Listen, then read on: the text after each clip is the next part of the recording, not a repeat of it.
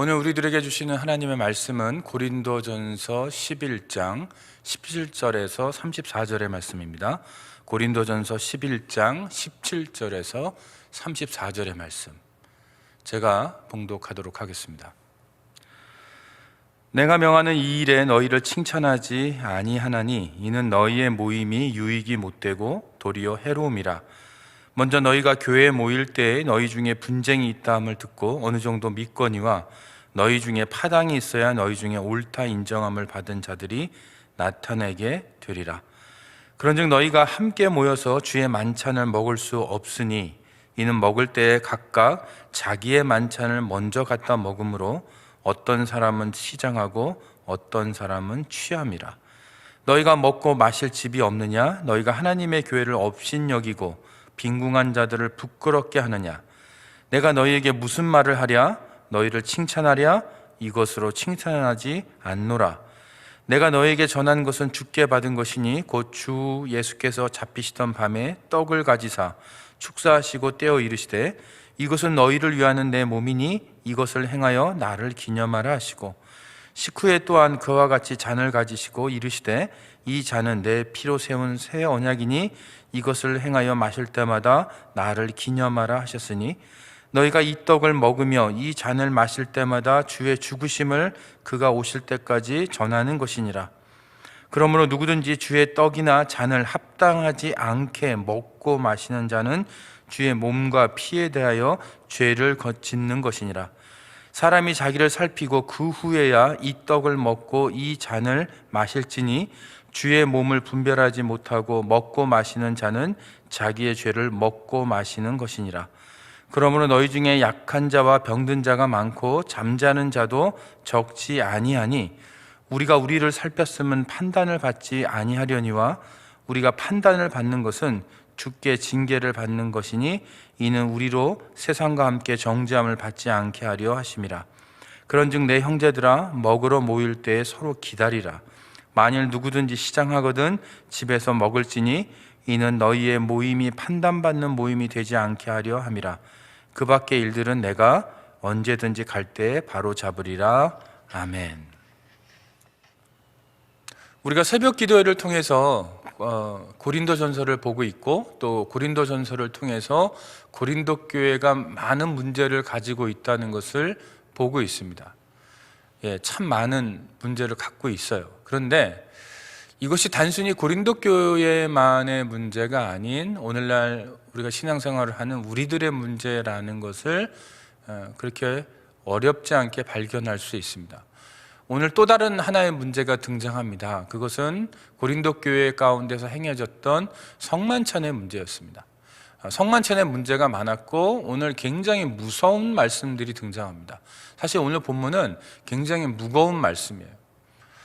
자, 그 당시의 성만찬을 좀 우리가 이해할 필요가 있는데 오늘날의 성만찬과는 많이 다릅니다. 자, 오늘날 우리의 성만찬은 어떻습니까? 작은 빵 조각 혹은 전병 조각을 먹습니다. 그리고 아주 작은 잔에 담겨진 포도주스나 또 포도즙을 먹습니다. 그러나 그 당시의 성만찬은 그렇지 않았어요.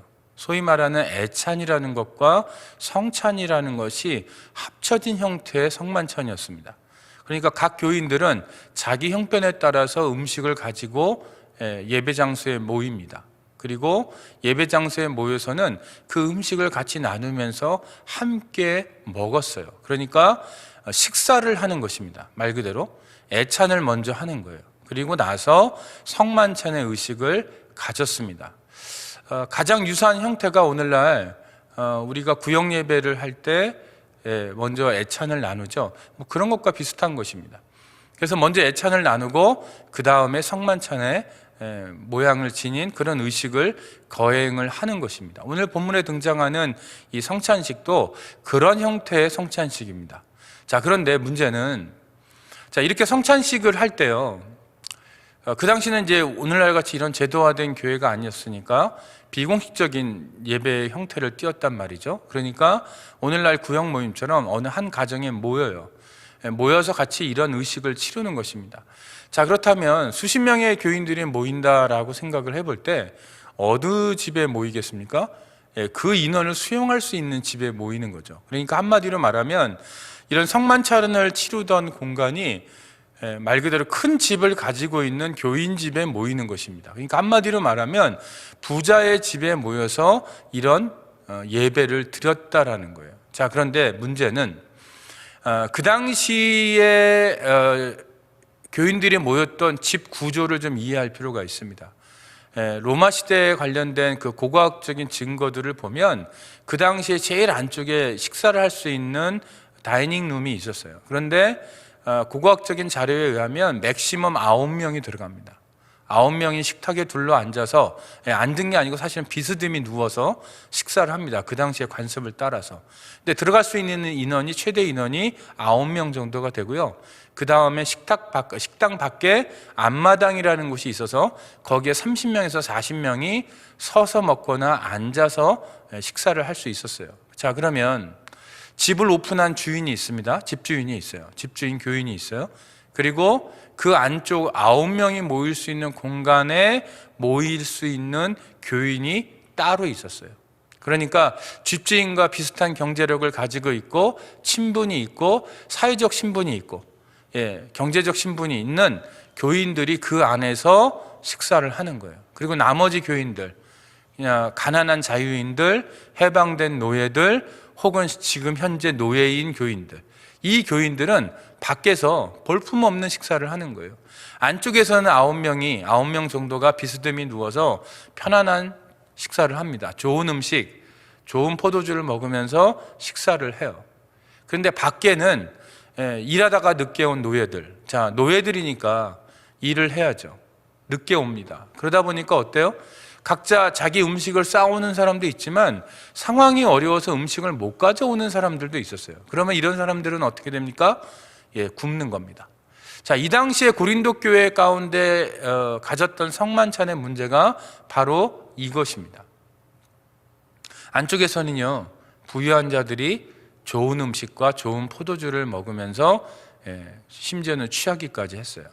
그런데 밖에는 가난한 자유인들과 노예였던 사람들 혹은 지금 노예인 사람들이 모여서 서서 혹은 앉아서 음식을 먹습니다. 그런데 여기에 분명한 구별과 차별이 있었다는 거예요. 자, 사도 바울이 이 부분을 공격을 하는 것입니다. 이게 뭐냐 도대체, 이게 과연 성만찬의 정신에 합당한 거냐라는 거예요. 여러분, 성만찬이 무엇입니까? 주님의 살과 피를 먹고 마시는 거예요. 주님의 살과 피를 먹고 마신다라는 것은 뭐냐면 주님의 그 죽음을 내가 기념하는 거예요.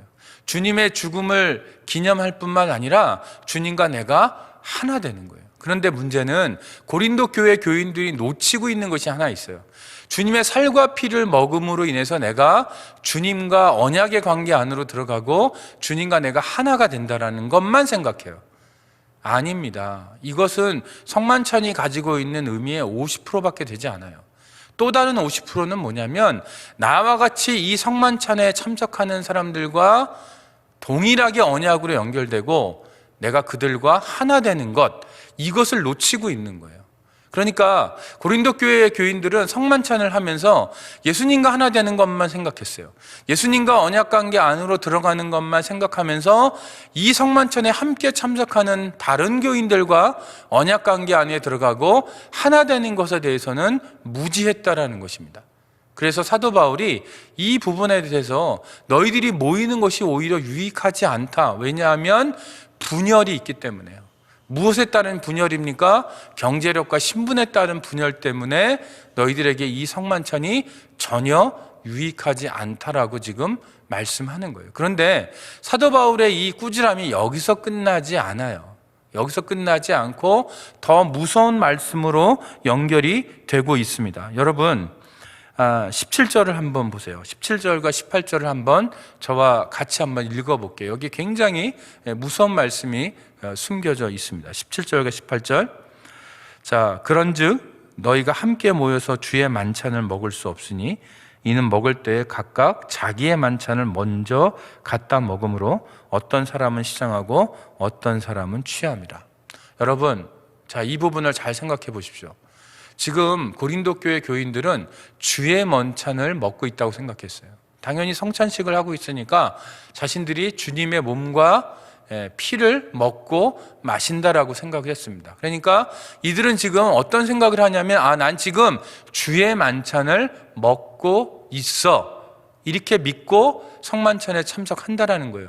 어찌 보면 귀한 믿음이죠. 나는 지금 주의 살과 피를 먹고 마신다, 주의 만찬에 내가 참석한다. 굉장히 귀한 믿음인 것 같아요. 그런데 실제로 사도 바울이 18절에서 말하는 건 뭐냐면, 너희가 주의 만찬을 먹는 게 아니고 너희의 만찬을 먹고 있다라고 얘기해요. 그거는 뭐예요? 사도 바울의 관점에서 보면 고린도 교회 교인들은 지금 주님의 살과 피를 먹고 마시는 게 아니라는 얘기예요. 겉모양은 성만찬이지만 실제 내용은 그냥 밥 먹는 거예요. 그러면 그거는 주의 만찬이 아니고 너희들의 만찬이야. 아무 상관이 없어. 주님과는, 천국과는 아무 상관이 없다라고 지금 공격하는 것입니다. 참 무서운 말씀이죠, 여러분. 내가 주님의 살과 피를 먹어서 주님과 함께 연합하는 자, 그 복된 자리에 들어가는 거예요. 그런데 사도 바울이 보니까 가난한 자들을 무시하고 있어요. 고린도 교회 교인들이. 신분이 낮은 사람들을 무시하고 있어요. 그들에게 차별을 가하고 있고 그들에게 상처 주고 있어요. 그들을 노엽게 하고 있어요. 그러니까 너희들은 주의 만찬을 먹는 게 아니고 그냥 밥 먹는 거야 라고 얘기하고 있다라는 거예요. 그러니까 여기서 이거 끝나는 게 아니고요, 더 무서운 말씀이 있습니다. 그거는 뭐냐면 22절을 보십시오, 여러분. 22절 같이 읽겠습니다. 너희가 먹고 마실 집이 없느냐? 너희가 하나님의 교회를 업신 여기고 빈궁한 자들을 부끄럽게 하느냐? 내가 너희에게 무슨 말을 하랴? 너희를 칭찬하랴? 이것으로 칭찬하지 않노라.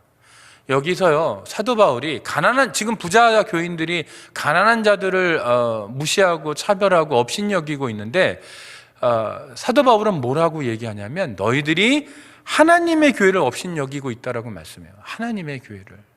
그리고 빈궁한 자들을 부끄럽게 하고 있다라고 말씀합니다. 자, 하나님의 교회를 업신여기는 행동이에요, 이게. 빈궁한 자들을 업신여기는 거가 뭐하고 동일한 거냐면 하나님의 교회를 업신여기는 것과 동일하다고 사도 바울이 지금 선언하고 있다라는 거예요. 참 무서운 말씀이죠. 여러분, 우리가 성만찬에 참석하는데 하나님의 교회를 무시할 수 있어요. 우리가 교회 봉사를 하면서 하나님의 교회를 업신여길 수 있어요. 참 무서운 말씀입니다. 자, 그런데요, 여러분, 여기서 성찬식의 의미를 사도 바울이 설명하면서 이것은 예수님을 기념하는 거라고 얘기해요. 예수님을 기념한다. 자, 여러분들, 기념한다라는 의미를 해봐야 돼요. 자, 우리는 보통 기념한다, 무슨 기념식을 갖는다, 그러면 첫 번째로 생각하는 것이 기억하는 것을 뜻합니다. 이것을 우리가 떠올리죠. 기억한다. 그런데 브루스라는 신학자는 이 기념한다는 단어의 의미가 뭐냐면 단순히 기억하는 게 아니라는 거예요. 기억하는 거 50%, 나머지 50%는 뭐냐면 기억한 것을 실현하는 거예요. 다시 말해서 예수님의 그 죽음을 기념한다. 예수님을 기념한다는 얘기는 뭐냐면 예수님이 왜 죽었는지를 기억하는 거예요. 근데 그것이 그냥 기억하고 끝나는 것이 아니고 예수님의 죽음의 의미가 갖고 있는 그 실천적인 내용을 본다라는 거예요. 그건 뭐냐? 인간들 사이에 있었던 그 막힌 담을 허무는 희생, 그 봉사, 그것을 실현하는 것이 기념하는 거예요. 그러니까 성찬식에 참석해서 주님의 몸과 피를 먹고 마시는 행위는 뭐냐면 주님의 죽음을 기념하는 건데, 주님의 죽음을 기념한다는 것은 뭐냐면 막힌 담을 허물기 위해서, 인간 사이에, 하나님과 인간 사이에 있는 그 막힌 담을 허물기 위해서 예수님이 죽으셨던 그것을 우리가 본받아서 실현하는 것, 여기까지 가는 것을 뜻한다라는 거예요. 그런데 고린도 교회 교인들이 거기 근처까지도 가지 못했다라는 거예요. 이제 그 다음에 정말 무서운 말씀을 사도 바울이 합니다. 29절을 보십시오, 여러분. 29절. 그러므로 너희 중에 약한 자와 병든 자가 많고 잠자는 자도 적지 아니하니. 자, 여기 뭐라고 시작하냐면요, 그러므로. 이 그러므로의 의미가 뭐냐면 지금 교회 안에 약한 자, 병든 자, 잠든 자, 다시 말해서 죽은 자들이 많은데 그 이유가 뭐냐? 너희들이 성만찬 가운데 주님의 몸된 교회를 업신여기고 가난한 자들을 멸시했기 때문이라는 거예요. 여러분, 이거 참 무서운 말씀이죠. 얼마나 하나님이 이 부분에 대해서 민감하시냐면 가난한 자들, 힘든 자들을 무시하고 멸시하는 그 행동이 얼마나 무서우냐면 하나님이 그것 때문에 고린도 교회 가운데 병든 자들과 약한 자들과 죽는 자들이 많이 발생하도록 만드셨다라는 이 표현을 지금 사도 바울이 쓰고 있어요. 어떻게 보면 굉장히 구약적인 개념이죠. 구약적인 개념인데 사도 바울이 지금 성만찬을 잘못하는 것과 교회 안에 환자가 많고 교회 안에 죽는 자들이 많고 약한 자가 많은 것을 서로 연결시키고 있다는 거예요. 그만큼 하나님은 성만찬 가운데, 교회 공동체 가운데 가난한 자들을 무시하고 업신여겨서 주님의 몸된 교회를 욕보이고 가난한 자들을 멸시하는 그 행동을 그토록 미워하신다라는 거예요.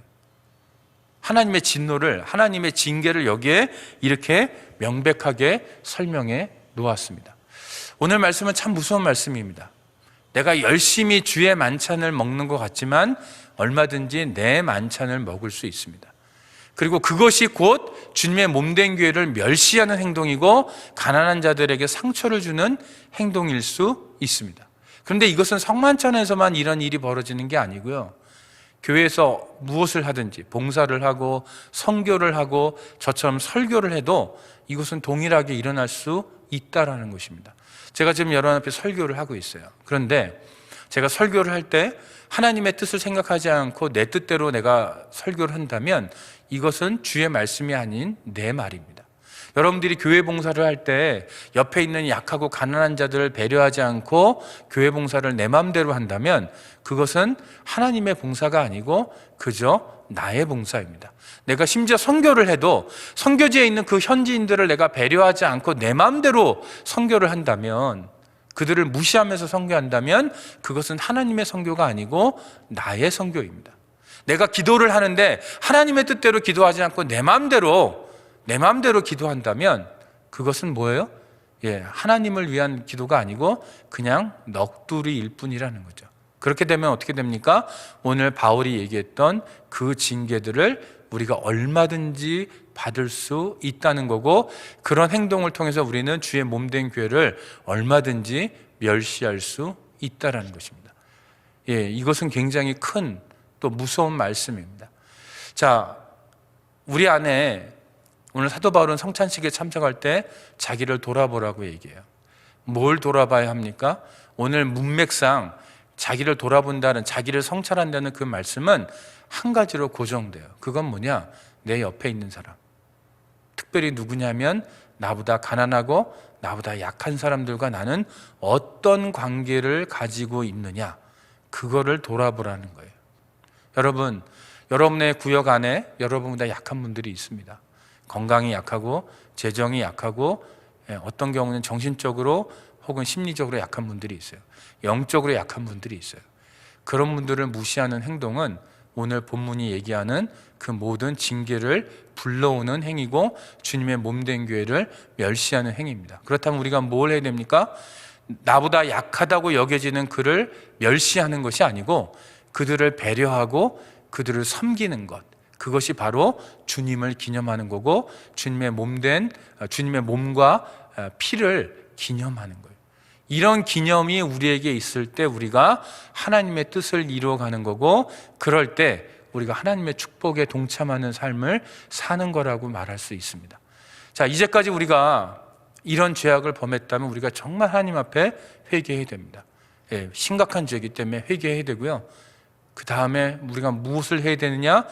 그들을 섬기고 그들을 배려하고 그들의 입장에서 먼저 한번 생각해보고 어떤 결정을 내리는 것, 이것이 우리 안에 필요하다는 거죠. 오늘 하루 여러분들 이제까지 돌아보지 못했던 여러분 주변에 있는 약한 사람들 한번 돌아보고 전화라도 한번 드리면서 따뜻한 말로 격려할 수 있는 하루가 되시기를 바랍니다. 기도하겠습니다.